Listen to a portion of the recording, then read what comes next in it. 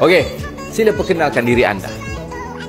Nama hamba Nasir, bukan Bilal Hadi. Namaku pula Esah Jantan. Aku berasal daripada Singapura, tetapi mencintaimu bukan pura-pura. Aku pula berasal daripada 81800 Hokkaido, Justin, Melaka. Pekerjaanku buruh kasar, tetapi tidak sekasar suaranya. Pekerjaanku pula, aku seorang barisan hadapan kerani Bank Negara Malaysia.